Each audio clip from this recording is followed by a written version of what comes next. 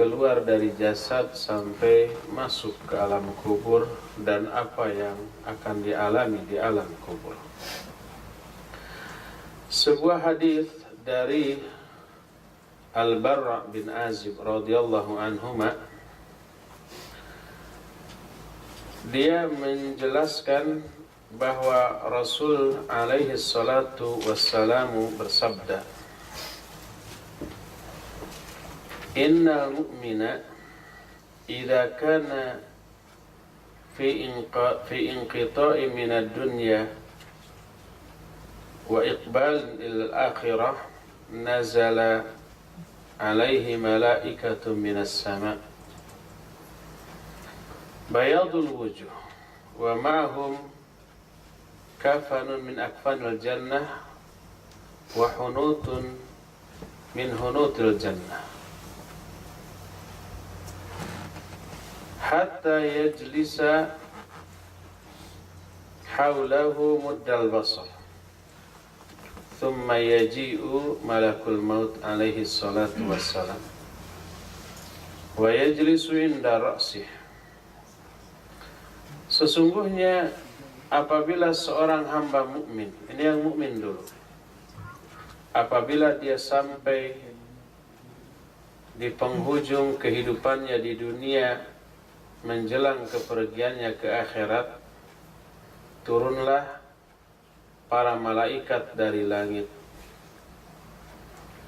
Wajah-wajah mereka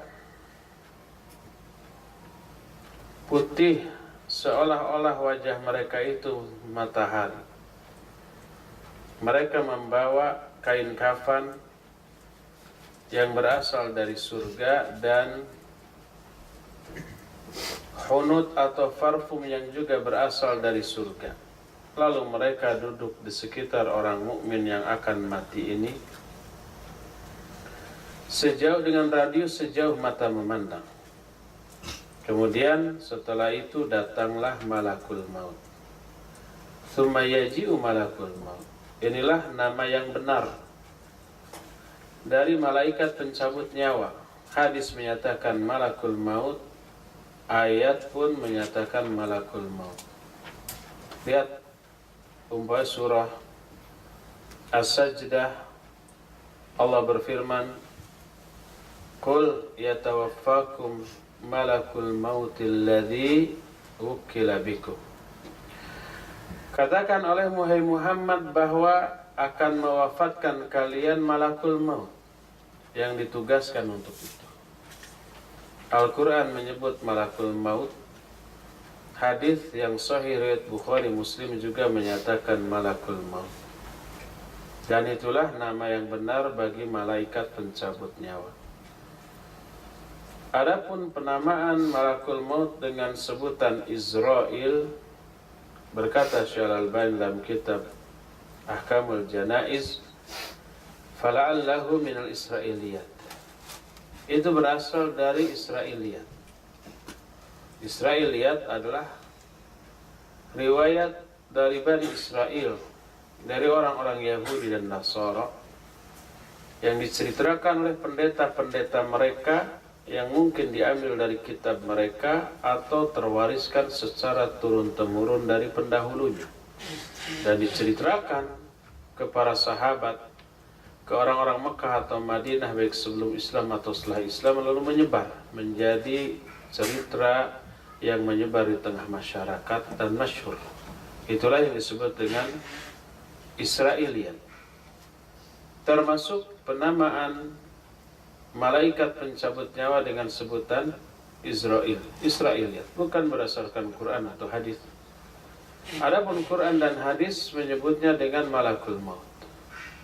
Seperti juga nama Habil dan Qabil, dua anak Adam yang salah satunya membunuh yang lainnya. Itu juga tidak didasarkan pada Quran dan hadis yang sahih, tapi itu didasarkan kepada kisah Israiliyat. Jadi duduklah malakul maut di arah kepala orang mukmin yang akan mati tersebut, Lalu dia berkata, ayyatuhan nafsu thayyibah, wahai jiwa yang baik. Dalam riwayat lain, ayyatuhan nafsul mutmainnah, wahai jiwa yang tenang. Ukhruji ila maghfirati minallahi wa ridwani. Keluarlah engkau menuju ampunan Allah dan keridhaannya. Lalu apa yang terjadi? Keluarlah ruh tersebut dengan lancar seperti keluarnya air dari gelas yang ditunggingkan. Diambillah oleh malakul maut, lalu diestafetkan kepada malaikat yang ada di sekelilingnya sampai diletakkan di atas kafan yang diambil dari surga. Ketika ruh orang mukmin tersebut keluar dari jasadnya, shalla alaihi kullu malakin baina samai wal ard wa kullu malakin fis sama wa futihat lahu abwabus sama laisa min ahli babin illa wa hum yad'una Allah ay yu'raja min qibalihim. Ketika ruhnya ini keluar, bersolawatlah seluruh malaikat yang ada di antara langit dan bumi dan seluruh malaikat yang ada di langit kepada ruh tersebut, lalu dibukakan bagi seluruh pintu langit. Tidak ada satu rombongan malaikat penjaga langit pun kecuali mereka seluruhnya berdoa kepada Allah agar ruh orang mukmin ini dinaikkan ke langit melalui pintu yang mereka jaga. Lalu disimpan di atas kafan. Lalu Nabi SAW membacakan Al-Quran surah Al-An'am ayat 61. Kata Allah Azza wa Jalla, wa idza jaa ajaluhum tawaffat rusuluna wa hum la yufarritun. Bila datang kepada mereka ajalnya, maka dia diwafatkan oleh para malaikat utusan kami dan mereka sedikit pun tidak lalai dalam tugasnya. Keluarlah dari ruh tersebut aroma wangian yang lebih wangi dibanding sewangi-wangi minyak kasturi yang ada di muka bumi. Dibawalah ruh itu naik ke atas langit.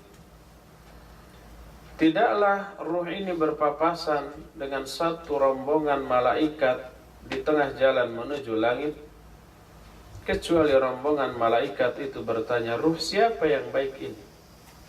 Dijawab oleh para malaikat yang membawa ruh ini ruh Fulan bin Fulan, disebut dengan sebaik-baik nama yang dulu dia dinamai dengan nama itu ketika di dunia.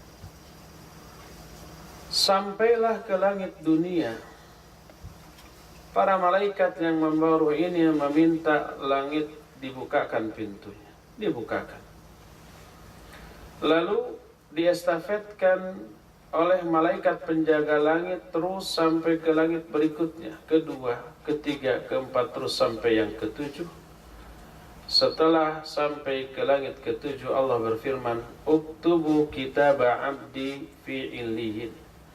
Catatkan catatan hambaku ini di illiyin. Lalu Nabi membacakan ayat, wa ma adraka ma illiyun, kitabum marqum yashhaduhul muqarrabun. Surah Al-Mutaffifin ayat 19. Lalu dicatatkanlah catatan hamba ini di illiyin. Lalu Allah berfirman, a'iduhu ilal ard fa inni minha khalaqtuhum wa fiha u'iduhum wa minha ukhrijuhum taratan ukhra. Kembalikan lagi dia ke tanah, karena aku telah berjanji dari tanahlah aku menciptakan mereka, ke dalam tanahlah aku mengembalikan mereka, dan dari tanah pula lah aku mengembalikan mereka atau mengeluarkan mereka untuk terakhir kalinya nanti. Inilah perjalanan yang dialami oleh siapa? Oleh ruh orang mukmin. lalu dikembalikanlah dia ke jasadnya di alam kubur. Apa yang terjadi setelah itu? Faja'ahu malakan syadidal intihar. Datanglah kepadanya dua malaikat yang disebut syadidal intihar. Kedua-duanya bentakannya sangat dahsyat. Wayantahiranihi, lalu kedua-duanya membentaknya. Wayujlisanihi, dan menyuruhnya untuk duduk. Lalu bertanya, man rabbuk, siapa Rabbmu? Dengan bentakan. Qal Rabbi Allah. Orang mukmin menjawab, Rabbku Allah Allah. Wa ma dinuk, apa agamamu? Dia menjawab, dini al-Islam, agamaku Islam. Lalu wa ma amaluk, apa amal, bagaimana amal-amalmu? Dia menjawab, amanna bi kitabillah wa saddaqnahu wa amilnahu. Dulu kami beriman kepada kitab Allah, membenarkannya dan mengamalkan. Fama qauluka fi rajulin bu'itha ilaikum. Lalu bagaimana pendapatmu tentang seorang laki-laki yang diutus ke tengah-tengah kalian? Dijawab, dia adalah Rasulullah sallallahu alaihi wasallam. Fadzalika akhirul fitani 'alal mu'min. Itulah fitnah terakhir bagi seorang mukmin di alam kubur.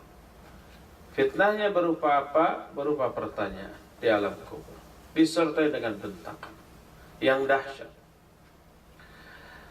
Maka setelah itu ada suara dari langit, an sadaqa abdi fafrishu lahu minal jannah wa albisuhu minal jannah waftahu lahu baban ilal jannah. Suara itu mengatakan, hambaku ini telah benar, hamparkan baginya kasur dari surga, berikan kepadanya pakaian dari surga, dan bukakan baginya pintu menuju surga. Dibukakanlah pintunya ke surga, lalu angin surga pun bertiup ke alam kuburnya. Anginnya yang sejuk, aromanya yang sangat wangi yang membuat betah, bertiup ke alam kuburnya. Lalu diluaskanlah di alam kuburnya sejauh mata memandang. Setelah itu faja'a rajulun husnul wajh. Datang seseorang dengan wajah yang indah, pakaian juga indah, aroma dari badannya begitu wangi. Dia berkata dengan santun. Kata orang itu, abshir billadhi yasurruk, hadha yaumuka alladhi uida ilaik udi'a lakum. Berbahagialah engkau dengan segala hal yang akan membahagiakanmu di sini. Inilah hari yang telah dijanjikan untukmu. Seorang mukmin ini bertanya, wa iyyak, fabasyaraka bil khair. Faman anta? Fawajhuka al-wajhu alladhi ya'ti bi khair. Semoga Allah pun memberikan kabar gembira kepadamu. Siapa engkau? Wajahmu adalah wajah yang datang dengan membawa kebaikan. Di alam kubur datang orang, ujug-ujug entah dari mana. Dia menjawab, ana amaluka sholih. Wallahi ma alimtuka illa annaka sari'un fi ta'atillah wa bati'un fi maksiatillah, fajazakallahu khaira. Aku adalah amal solehmu ketika di dunia. Jadi amal soleh kita di dunia menjelma menjadi orang yang baik, sebaik amal soleh. Demi Allah, aku tidak mengenalmu ketika di dunia kecuali yang aku kenal engkau adalah orang yang paling bersegera kepada ketaatan tapi sangat lambat, lelet dalam bermaksiat kepada Allah. Diajak kepada kebaikan dia semangat, segera menyambut. Diajak kepada kemaksiatan mikir 1000 kali, ujung-ujungnya juga nggak jadi. Maka Allah membalasmu dengan kebaikan pada hari ini. Inilah yang disebut dengan nikmat kubur yang dialami oleh siapa? Oleh seorang mukmin. Wa ammal kafiru awil fajir, kata Rasul alaihi salatu wasalam, adapun orang kafir atau fajir, ketika dia berada di akhir kehidupannya di dunia menjelang kepergiannya ke akhirat, datang malaikat dari langit dengan jumlah yang banyak. Wajah mereka hitam. Mereka membawa al-musuh. Al-musuh adalah kain yang sangat kasar. Dan ketika mengenai kulit, terasa perih dan gatal. Itu diambil dari api neraka. Lalu mereka duduk di sekitar orang kafir yang akan mati tersebut dengan radius sejauh mata memandang. Lalu datanglah malakul maut. Lalu berkata, ayyatuhan nafsul khabithah, ukhruji ila sakhati minallahi wa ghadabih. Wahai jiwa yang buruk, keluar kamu menuju kemurkaan Allah dan kebenciannya. Keluarlah dia. Tapi enggan. Akhirnya dicabut dengan paksa. Seperti dicabutnya safud dari kain wol yang basah. Safud adalah batangan besi yang memiliki cabang-cabang dari besi juga di batang. Lalu dimasukkan itu ke dalam kain wol yang basah. Ketika dicabut, apa yang terjadi? Ranting-ranting cabangnya itu apa? Ngait. Kain wol yang basah kuat. Tapi lebih kuat lagi tenaga yang mencabutnya dipaksa sampai putus urat-urat dan syaraf-syarafnya. Maka keluarlah bau yang sangat menyengat, lebih bau daripada bangkai terbau yang ada di muka bumi. Dilaknatlah oleh seluruh malaikat penghuni langit dan penghuni antara langit dan bumi. Dibawalah naik ke atas, tidaklah ruh ini berpapasan dengan satu rombongan malaikat di jalan menuju langit, kecuali malaikat tersebut bertanya, ruh siapa yang buruk ini? Dijawab, ini ruh Fulan bin Fulan. Disebut dengan seburuk-buruk nama yang dulu pernah dia dinamai dengan nama buruk itu ketika di dunia. Sampai ke langit yang pertama, langit dunia.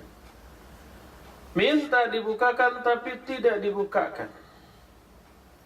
Lalu Nabi SAW membacakan ayat dalam surah Al-A'raf ayat 40. La tufattahu lahum abwabus sama' wa la yadkhuluna al-jannah hatta yalijal jamalu fis samil khiyat. Tidak dibukakan bagi mereka pintu-pintu langit, dan mereka tidak akan masuk surga sampai ada anak unta yang bisa masuk lubang jarum. Kapan anak unta bisa masuk lubang jarum? Nggak akan pernah. Alias apa? Mustahil. Semustahil itu mereka masuk surga. Jangankan anak unta, kelingking kita aja nggak masuk ke lubang jarum. Jangankan lubang jarum, lubang pintu kecil juga anak unta nggak bisa masuk. Ini lubang jarum, mustahil. Semustahil itu. Lalu Allah berfirman, uktubu kitabahu fis sijjin fil ardi sufla. catatkan catatan hambaku ini di sijin, di bumi yang paling rendah. A'idu 'abdi ilal ard fa inni wa'antuhum anni minha khalaqtuhum wa fiha u'iduhum wa minha ukhrijuhum taratan ukhra. Kembalikan lagi hambaku ini ke tanah, karena aku berjanji dari tanahlah aku menciptakan mereka. Ke tanah pula aku mengembalikan mereka, dan dari tanah pula aku mengeluarkan kembali mereka kelak. Dilemparkanlah itu ruh dari atas langit, lalu disambar oleh burung-burung, dibawa oleh angin ke tempat yang jauh, sampai akhirnya masuk kembali ke dalam jasadnya di alam kubur. Lalu Nabi alaihi salatu wassalamu membacakan Al-Quran surah Al-Hajj ayat 31. Wa may yushrik billah faka'annama kharra minas sama' fatakhtafuhu at-tayru aw tahwi bihi ar-rih fi makanin sahiq. Siapa yang menyekutukan Allah seolah-olah dia itu terjatuh dari langit, lalu disambar oleh burung-burung, dibawa oleh angin ke tempat yang sangat jauh, lalu dikembalikanlah itu ruh ke dalam jasadnya di alam kubur. Faja'a malakan syadidal intihar, datanglah malaikat, dua malaikat yang bentakannya dahsyat, fayantahiranihi fayujlisani, lalu keduanya membentak dan menyuruhnya duduk, lalu bertanya, man rabbuk, siapa Rabbmu? Dia menjawab, ha la adri. Dia bilang, apa aku enggak tahu. Wa madinuk, apa agamamu? Juga tidak tahu.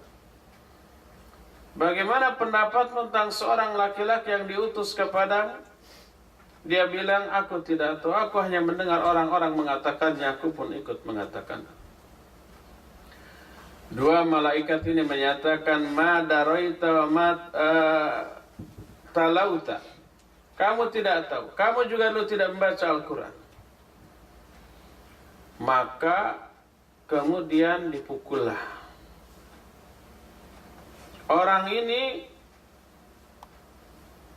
dengan sebuah palu, yang apabila palu ini dipukulkan ke dalam kepada sebuah gunung, pasti akan rata jadi tanah. Orang ini pun pecah,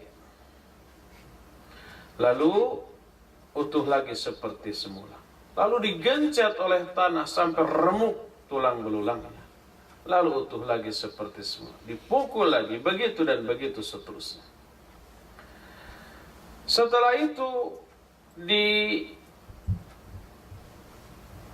dijelaskan di dalam hadis ini, ada suara dari langit, Allah Azza wa Jalla berfirman, an kadzaba abdi, hambaku ini telah berdusta. Fafrishu lahu minan nar wa albisuhu minan nar waftahu lahu baban ilan nar.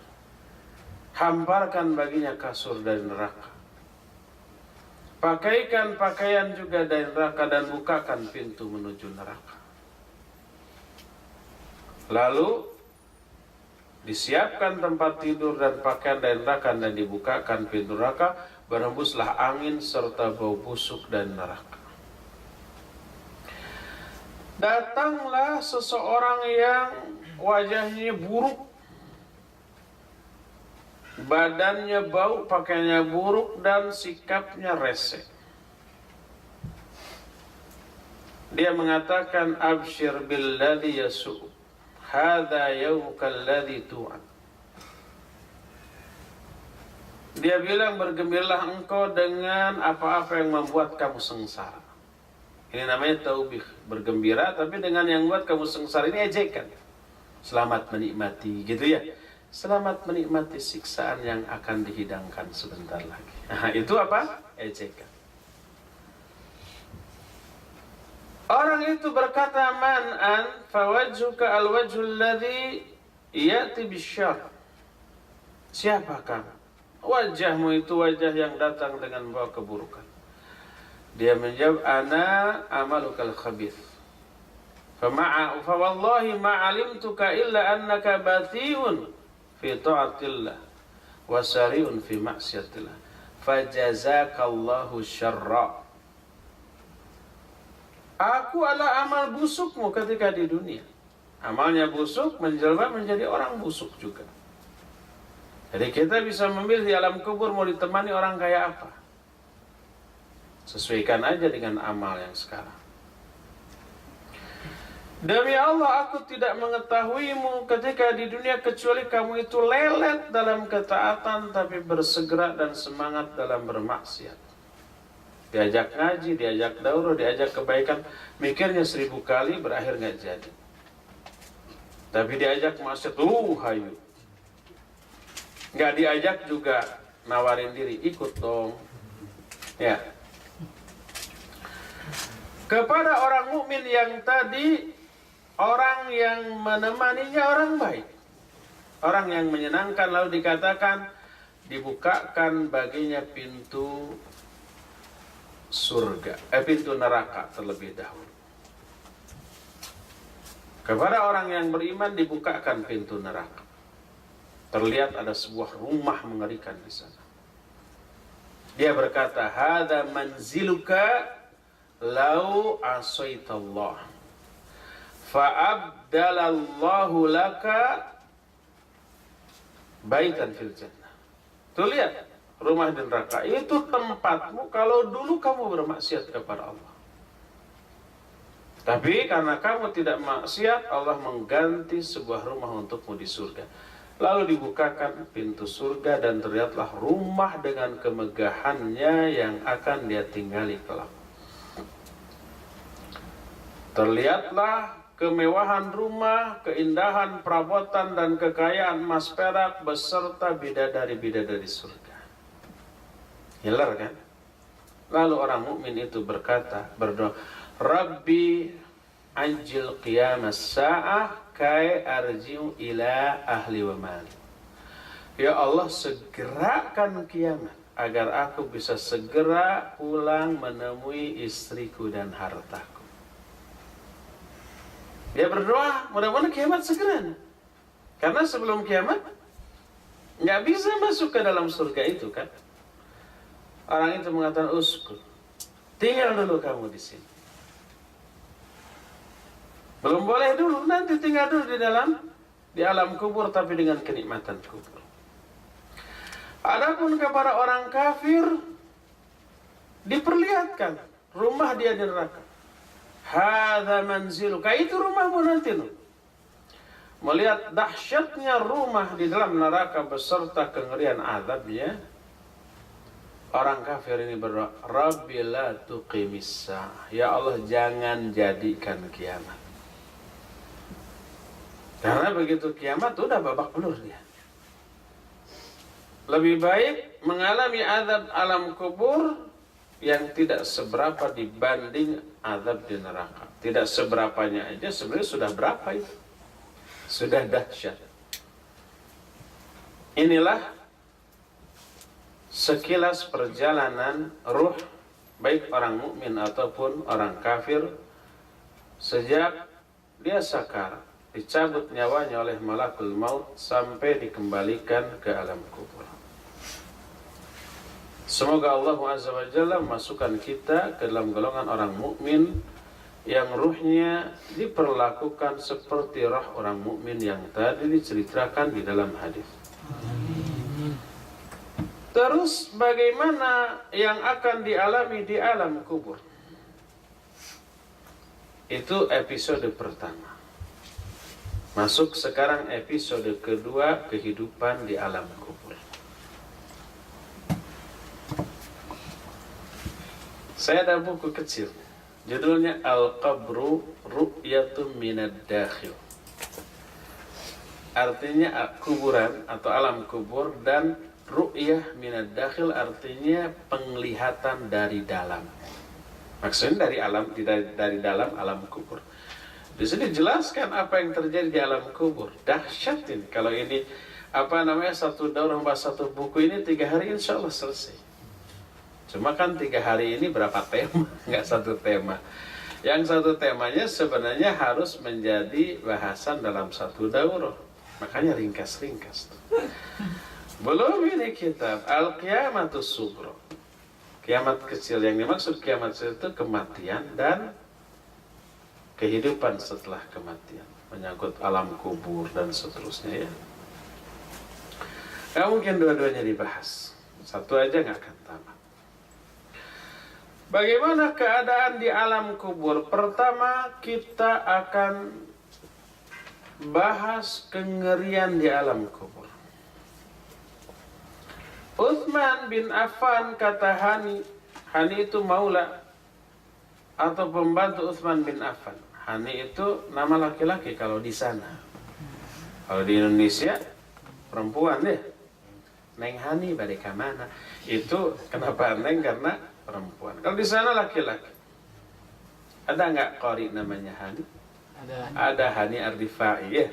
Laki-laki itu, bukan akhwat. Bagaimana kalau sekarang ada si Neng sudah diberi nama Hani? Ya udah itu mah sudah pakai akte. Hani maula Utsman berkata, "Kana Utsman radhiyallahu anhu idza waqafa ala qabrin baka hatta tabla lihiyatuhu. Faqila lahu tadhkuru al-jannah wan-nar fala tabki wa tadhkuru qabr fatabki." Utsman bin Affan bila dia berdiri di atas kuburan dia menangis sampai jenggotnya basah. Artinya nangisnya itu bukan asal-asalan, benar-benar hebat. Kalau asalan kan cuma mengalir atau basah gitu. Ini sampai basah si jenggot. Ditanya, engkau mengingat tentang surga dan neraka tidak menangis. Tapi engkau mengingat kuburan, kau menangis. Kenapa?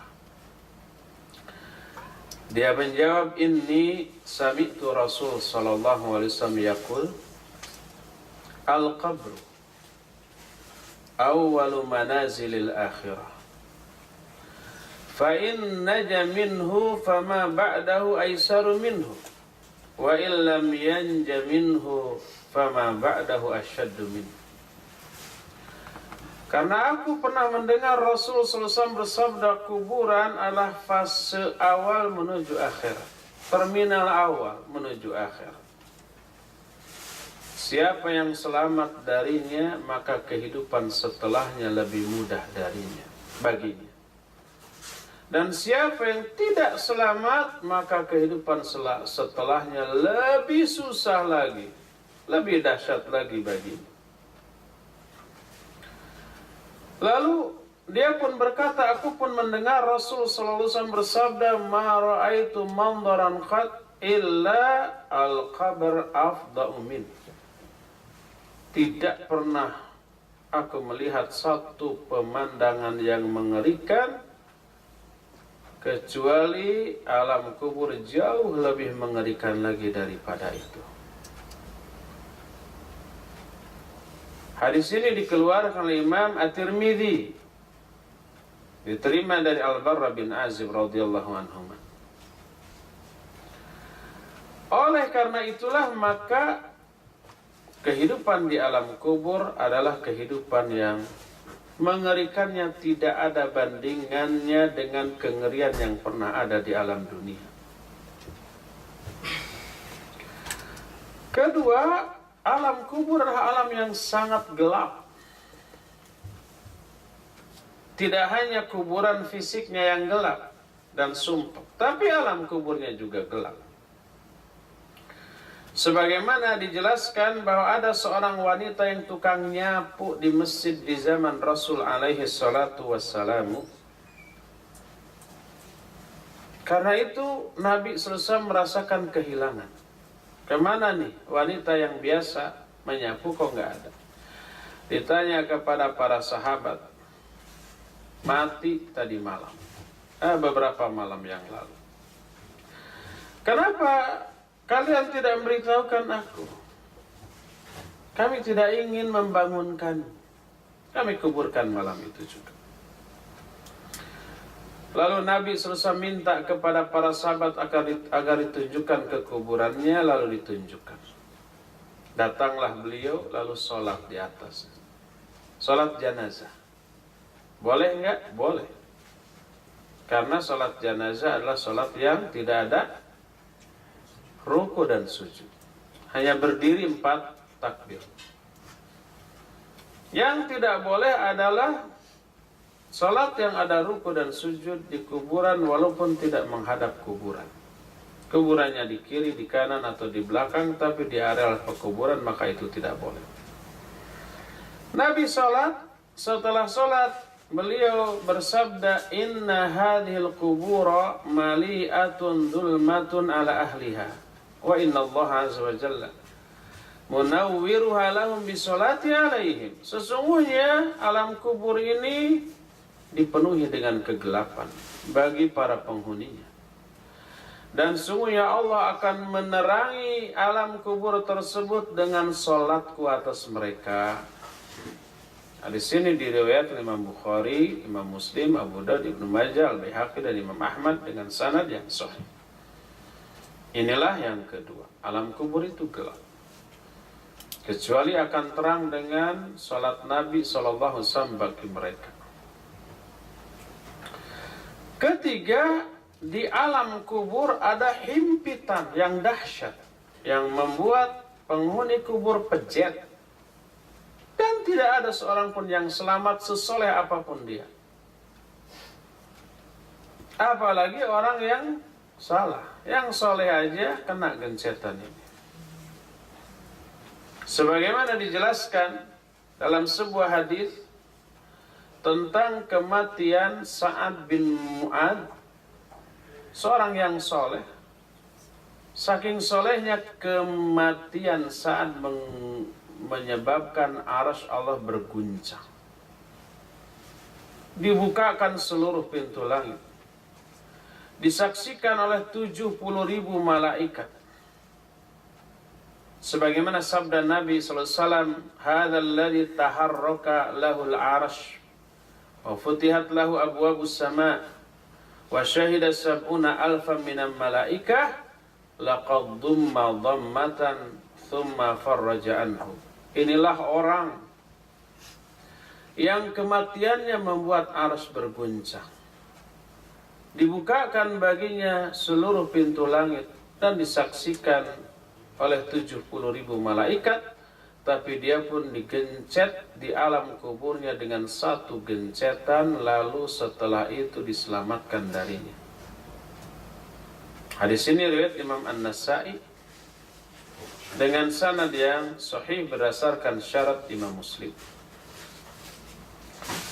Dalam Musnad Imam Ahmad, sebuah riwayat dari Ibnu Umar radhiyallahu anhuma, dijelaskan bahwa Rasul alaihi salatu wasallam bersabda, "Inna lil qabri daghtatan law kana ahadun najian minha la najas Sa'ad bin Mu'ad." Kata Nabi SAW, sesungguhnya di dalam alam kubur ada satu himpitan. Seandainya ada seorang pun yang bisa selamat dari himpitan itu, pastilah yang selamat itu Sa'ad bin Mu'ad. Tapi ternyata Sa'ad bin Mu'ad pun tidak selamat. Dalam hadis riwayat Tabrani dari Ibnu Abbas radhiyallahu anhuma, Rasul SAW bersabda, "Lau naja ahadun min dhammatil qabr la naja Sa'ad bin Mu'ad wa laqad dumma dhammatan thumma ruhi anhu." Seandainya ada seorang saja yang pantas selamat dari himpitan alam kubur, pasti yang selamat itu Sa'ad bin Mu'ad. Tapi ternyata Sa'ad pun digencet dengan satu gencetan, lalu setelah itu diselamatkan dari gencetan itu. Dalam hadis lain yang diterima dari Abu Ayyub Al-Ansari dengan sanad yang sahih riwayat Imam At-Tabrani, Anas bin Malik menuturkan bahwa Rasulullah SAW bersabda, "Lau aflata ahadu min dhammatil qabr lana jahadha as-sabi." ada seorang anak kecil mati, bayi, masih bersih, masih suci, nggak ada dosa. Nabi bersabda, seandainya ada seorang yang akan lolos dari himpitan alam kubur, maka pas yang lolos ini bayi ini. Ternyata bayi ini pun tidak lolos. Inilah hal ketiga tentang alam kubur. Adanya apa? Himpitan. Semuanya terkena. Keempat, di dalam alam kubur ada yang disebut dengan fitnah kubur. Tadi sudah dijelaskan yang disebut dengan fitnah kubur adalah pertanyaan di alam kubur dengan disertai oleh bentakan yang dahsyat. Dan orang mukmin pun mengalami ini. Oleh karena itulah, maka bentakan ketika bertanya yang dilakukan oleh dua malaikat penjaga kubur, yaitu Munkar dan Nakir, merupakan fitnah terakhir yang teralami oleh orang-orang mukmin. Setelah itu mereka selamat dan mereka memperoleh nikmat kubur, lalu mereka kehidupan atau perjalanan kehidupan setelah itu jauh lebih mudah daripada sebelumnya. Sebagaimana perkataan Nabi SAW, siapa yang selamat dari alam kubur maka kehidupan setelahnya akan lebih mudah baginya. Tapi siapa yang tidak selamat, maka kehidupan setelahnya akan jauh lebih susah lagi. Adapun orang-orang yang beriman memperoleh nikmat kubur, dan orang-orang kafir atau orang-orang mukmin yang durhaka memperoleh azab kubur. Kedahsyatan azab kubur menyebabkan jeritan mereka begitu dahsyat. Seandainya jeritan tersebut terdengar oleh jin dan manusia yang hidup di dunia, pasti mereka akan pingsan. Sebagaimana dijelaskan dalam banyak hadis. Pertama, hadis riwayat Imam Muslim dalam kitab Sahihnya dari Zaid bin Thabit radhiyallahu anhu. Kata Zaid, bainama an-nabiy sallallahu alaihi wasallam fi ha'it li Bani Najjar ala balghatin lahu wa nahnu ma'ahu idh hadat bihi fakadat tulqihi wa idha aqburu 6 wa 5 wa 4 faqala ma ya'rifu ashab hadhihi al-aqbur faqala rajul ana qala famata mata haula qala mata fil ishraq faqala inna hadhihi al-ummah tubtala fi quburiha falaula an tudafinu la da'utullaha ay yusmi'akum min adzabil qabri alladhi asma minhu. Suatu saat ketika Nabi berada di sebuah kebun kurma milik Bani Najjar, di atas baglah, di atas binatang hasil perkawinan antara kuda dan keledai, bagal namanya. Kami sedang bersama, tiba-tiba itu bagal, itu kuda meringkik dan bereaksi begitu. Hampir-hampir Nabi SAW terlempar dari atas punggungnya. Tiba-tiba di sana ditemukan ada 5 atau 4 kuburan. Kata Nabi SAW, siapa yang tahu kuburan siapa ini? Seorang sahabat berkata, aku. Lalu ditanya kapan matinya mereka dan bagaimana keadaan mati mereka. Dijawab, mereka mati dalam keadaan syirik kepada Allah, musyrik. Lalu beliau bersabda, sesungguhnya umat ini akan diazab di alam kuburnya. Seandainya aku tidak khawatir kalian akan pingsan, pasti aku akan berdoa kepada Allah agar Allah menjadikan kalian bisa mendengar azab kubur yang aku dengar. Untunglah Nabi SAW tidak berdoa begitu ya. Kalau berdoa begitu, waduh, kita nggak akan bisa tidur itu. Kalau orang yang mendengarnya pingsan, menunjukkan apa teriakannya? Dahsyat. So, kalau kita lagi diam di sini, lalu di luar umpamanya ada orang yang apa namanya, semoga tidak terjadi ketabrak motor atau ke gilas mobil si kakinya. Orang itu apa? Menjerit. Jeritannya apa? Jeritannya dahsyat. Kita mendengar. Pingsan nggak kita? Enggak. Padahal itu bisa teriak-teriak, wah sakit gitu kan. Apalagi setelah dilihat buntung, wah dia sudah cacat seumur hidup, tambah stres. Teriakannya bisa tambah dahsyat. Tapi kita nggak sampai pingsan. Ini sampai pingsan kata Nabi SAW. Menunjukkan lebih dahsyat lagi daripada itu. Oleh karena itulah maka dahsyatnya azab di alam kubur terlihat dari jeritan yang dihasilkannya, menyebabkan orang yang mendengarnya bisa pingsan karenanya.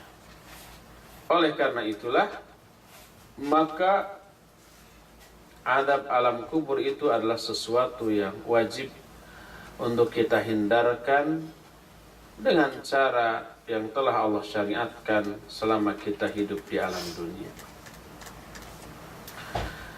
Sekarang apa sajakah penyebab seseorang diazab di alam kubur dan bagaimana bentuk azabnya di alam kubur? Adapun bentuk-bentuk azab di alam kubur, pertama, diterangkan dalam salah satu hadis sahih riwayat Imam Bukhari dari Samurah bin Jundub radhiyallahu anhu. Kana an-nabiy sallallahu alaihi wasallam idza shalla salatan aqbala alaina biwajhi faqala man ra'a minkumul lailata ru'ya qala fa in ra'a ahadun qassaha. Kata Samurah bin Jundub, Nabi sallallahu alaihi wasallam kalau sudah salat suka menghadapkan wajahnya kepada kami lalu bertanya, siapa di antara kalian yang tadi malam mimpi? Kalau ada coba ceritakan. Suatu hari begitu. Para sahabat menjawab tidak. Kata beliau, lakinni ra'aitul lailata rajulaini atayan. Ini karena hadisnya panjang, saya tidak akan bacakan teks asli bahasa Arabnya ya. Langsung aja ke artinya. Adapun aku tadi malam bermimpi didatangi dua orang laki-laki. Keduanya menuntun dua tanganku, mengeluarkan aku dari rumah, membawa aku ke sebuah negeri yang sangat bersih.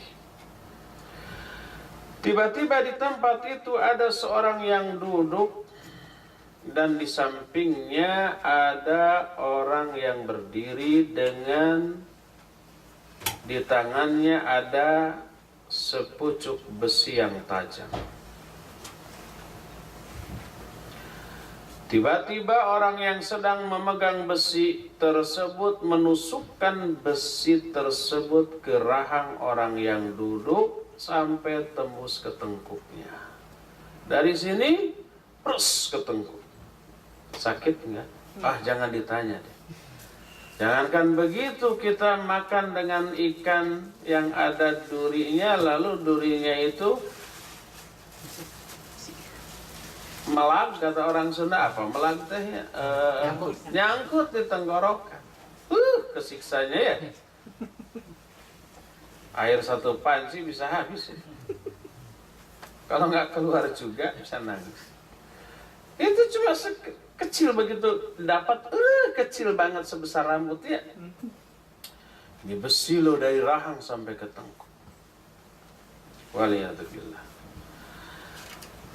Itu dari kanan, lalu dia beralih ke sebelah kirinya, ditusuk lagi rahang sebelah kiri, terus tembus ke tengkuk. Dicabut lagi.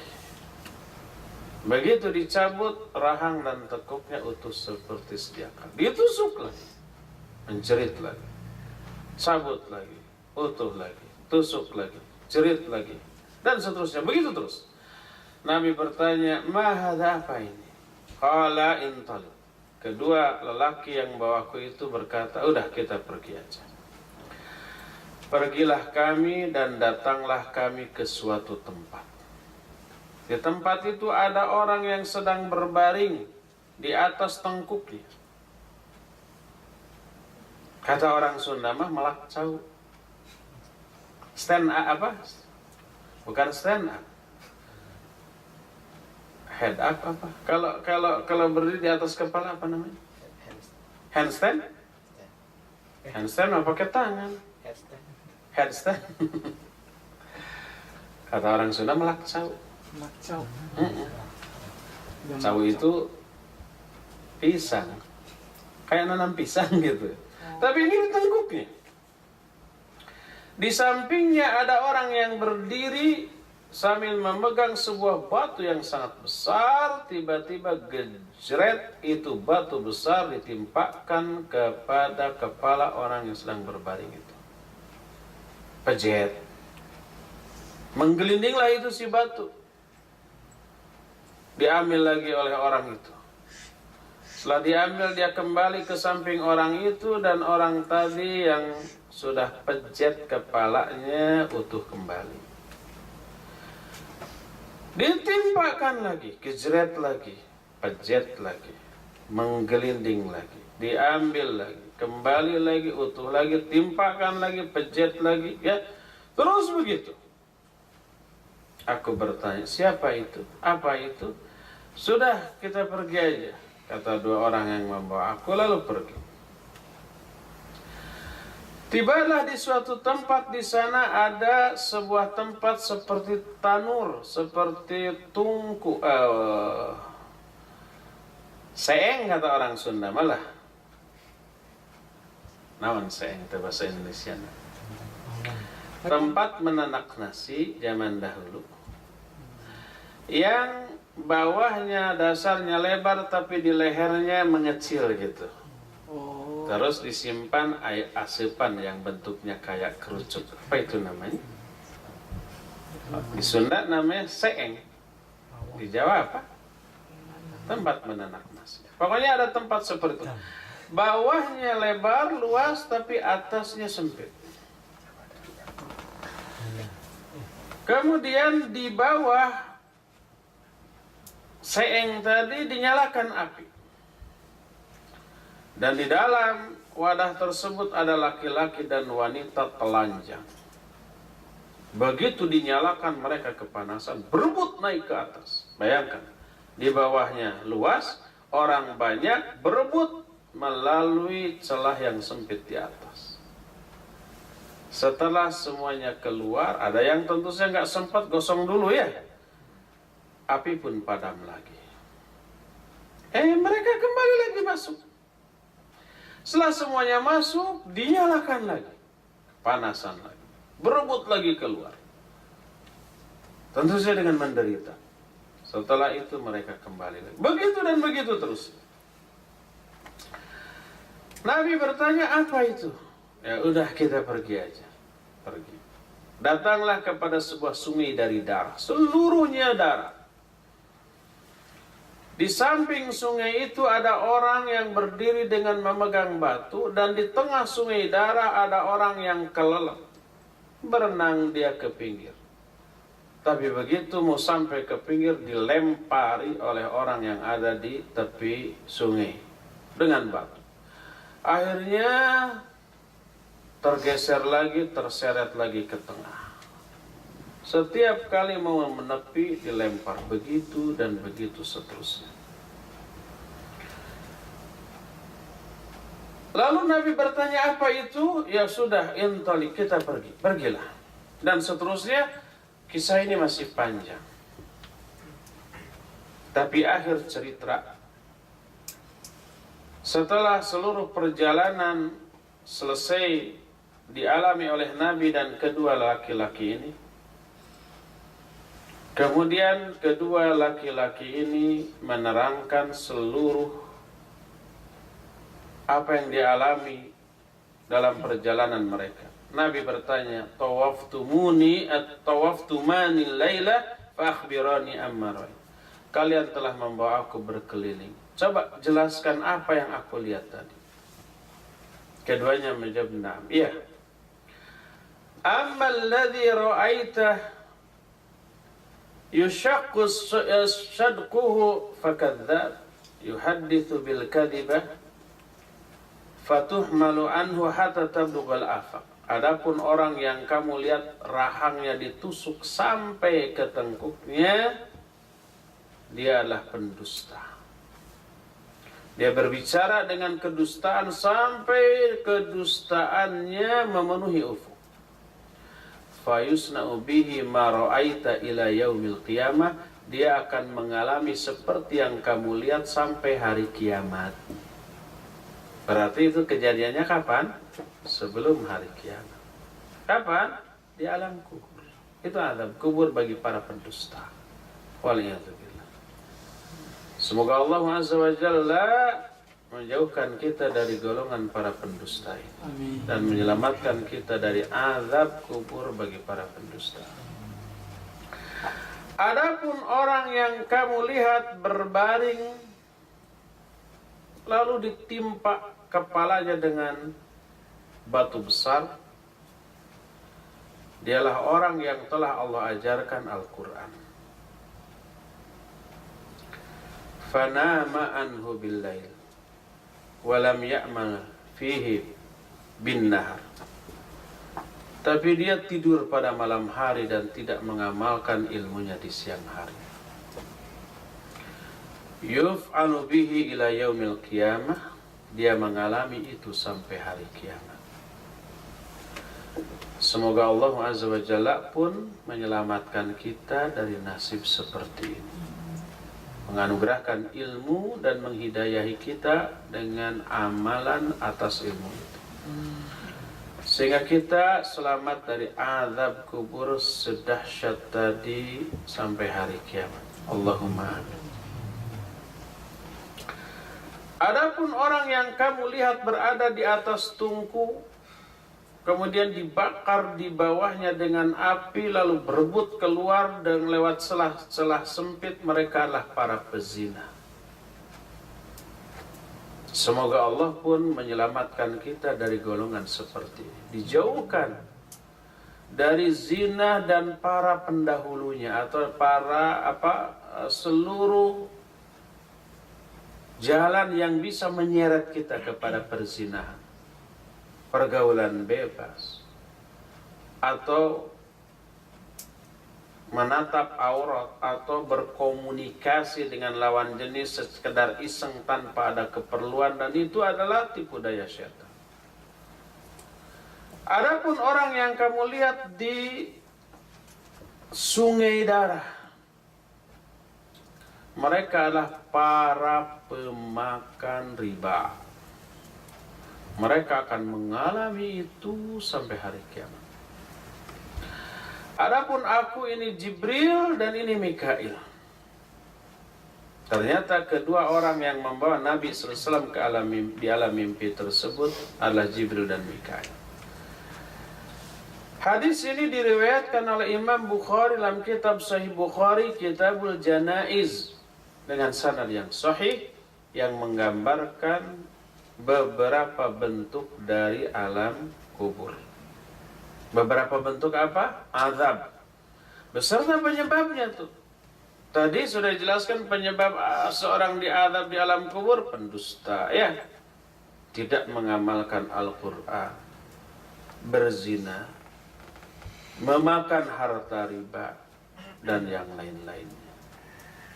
Jadi sudah 4 amalan penyebab diazabnya seseorang di alam kubur yang diterangkan dalam satu hadis saja, dan yang lain-lainnya masih sangat banyak. Itulah beberapa bentuk azab di alam kubur yang semoga Allah Azza wa Jalla menyelamatkan kita semua dari semuanya itu. Semoga Allah mentakdirkan kita mati di atas husnul khatimah, diberikan nikmat kubur, diamankan dari azab kubur, diselamatkan dari goncangan hari kiamat, diamankan dari penderitaan di alam mahsyar, diselamatkan ketika menyeberang jembatan Shiratal Mustaqim, diberikan catatan amal baik dari sebelah kanan, dan berakhir dengan kebahagiaan di surga tanpa singgah dulu ke dalam neraka. Nah, penjelasan alam kubur masih banyak tuh. Itu baru 2 halaman yang kita bahas dari buku ini. Dari sejumlah 300 halaman yang ada. Tapi sayang waktu yang kita miliki sudah habis. Sudah 1 jam waktu yang kita pakai untuk ini, dan tinggal tersisa kira-kira 25 menit lagi untuk tanya jawab plus penutupan dari daurah ini. Semoga Allah Azza wa Jalla memberi manfaat kepada kita semua dari semua yang kita lakukan selama daurah ini, dan mengampuni semua kealfaan, kelalaian, dan kesalahan kita selama kita menjalani daurah ini. Cukup sampai di sini penjelasan tentang kehidupan setelah kematian, dan sisa waktu yang ada kita akan gunakan untuk tanya jawab.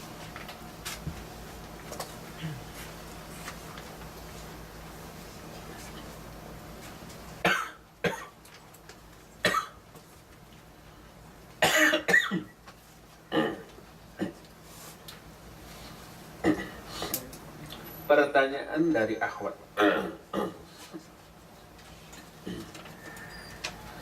Pertama, bagi orang yang meninggal di pesawat misalnya, dan membutuhkan waktu setelah minum jadi keselak ya, berarti teknik minumnya salah.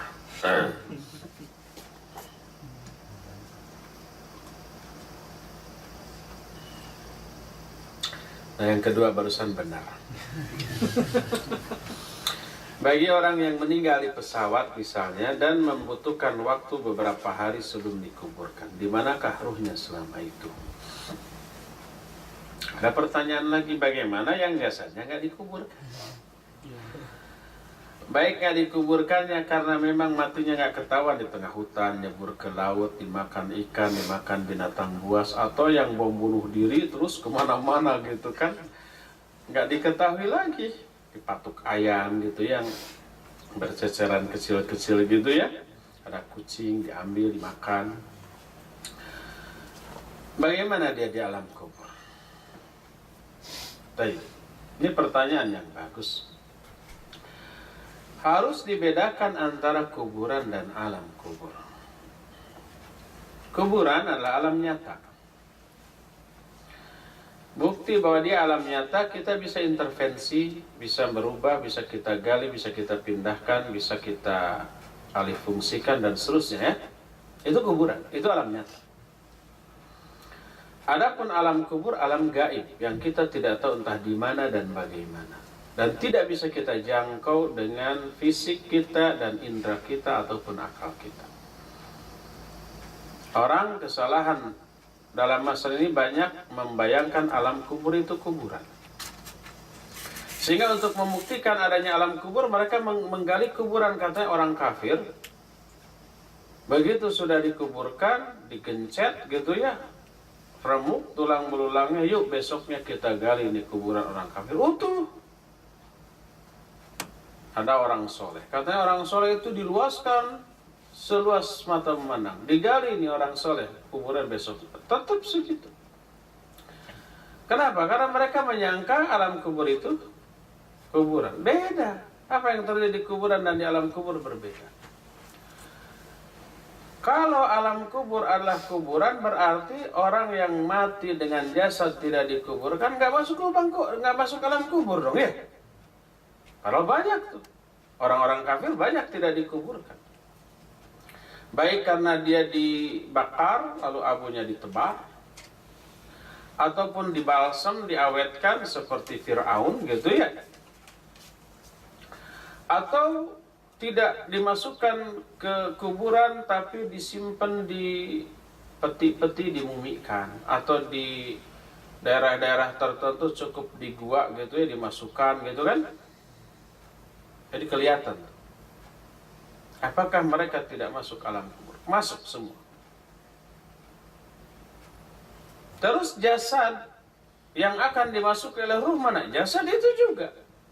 Loh kan jasadnya hancur, hilang atau dibakar atau tidak dikuburkan, cuma dimumikan.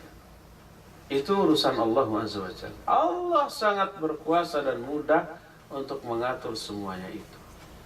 Begitu masuk ke alam kubur, itu alam gaib yang kita tidak tahu bagaimana. Yang tentu saja keadaannya berbeda dengan alam dunia. Oleh karena itu, mau dikuburkan atau tidak, mau tertahan penguburannya atau tidak, tetap dia masuk alam kubur. Dengan jasad yang sama, dengan jasad yang dipakai ketika di dunia, dan ruh yang sama, lalu ruh itu dimasukkan lagi ke jasadnya di alam kubur, walaupun jasadnya tidak dikuburkan. Dan itu adalah tanggung jawab Allah, dan Allah lah yang berkuasa secara mudah mengatur segala-galanya. Jangan difahami dengan otak.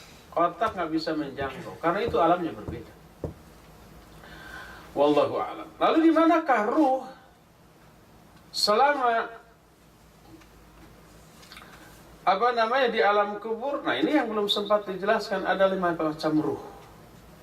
Ruhnya para nabi itu di Ar-Rafiqul A'la.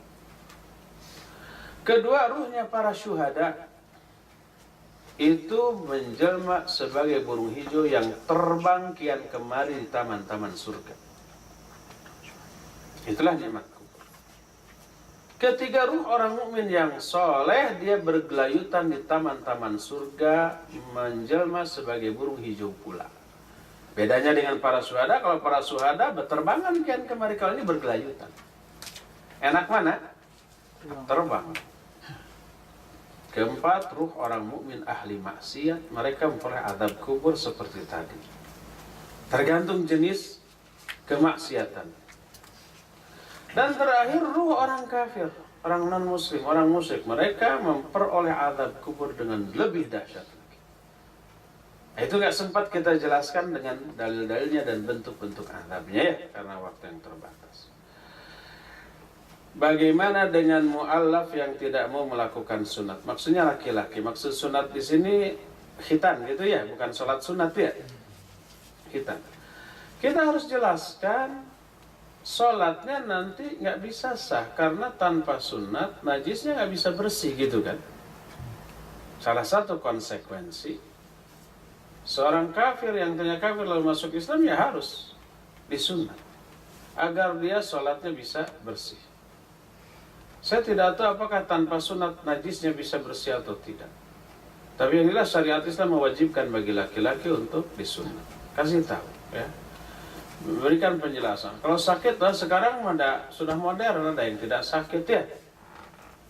Ada dengan cara gimana lah, nggak tahu, itu urusan kedokteran. Bagaimana dengan seorang muslim yang banyak melakukan dosa? Adakah dia akan diperlihatkan neraka terus-menerus di alam kuburnya tanpa diperlihatkan surga? Nah, itu yang belum sempat kita bahas juga ya. Yang jelas, orang mukmin yang ahli maksiat dan kemaksiatan lebih besar daripada dosa-dosa, daripada pahalanya ya, peroleh azab kubur ya. Dan tidak diperlihatkan neraka begitu, tetapi ya dibukakan pintu ke neraka, berhembus anginnya, kemudian mereka diazab, yang azabnya sesuai dengan jenis kemaksiatan, berbeda-beda seperti yang tadi dijelaskan.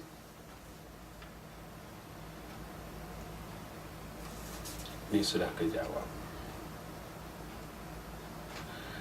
Bagaimana ciri-ciri dosa kita yang sudah diampuni? Dosanya tidak berciri. Tapi orang yang sudah diampuni ada tandanya. Pertama, jelas dia berhenti dari dosa itu, menyesal, bertekad tidak kembali. Lalu dia juga menjauhi dosa-dosa lain yang tidak dilakukannya atau yang belum dilakukan. Dia jauhi, lalu meningkat amal ibadahnya baik kualitas ataupun kuantitas. Itu tandanya apa? Tobatnya diterima oleh Allah Azza wa Jalla. Tapi kalau dia umpamanya setelah tobat dia tidak melakukan dosa itu, tapi tetap melakukan dosa-dosa yang lain, ibadahnya tetap memlek, tetap melalaikan kewajiban dan yang lain, itu pertanda tobatnya ditolak oleh Allah Azza wa Jalla.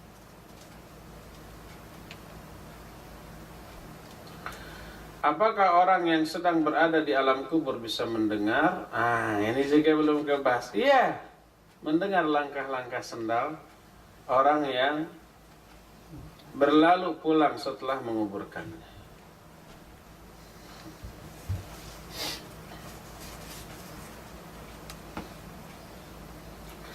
Apakah roh orang meninggal bisa bertemu dengan orang yang masih hidup? Nggak ada roh yang merakayangan, ruh yang gentayangan, nggak ada.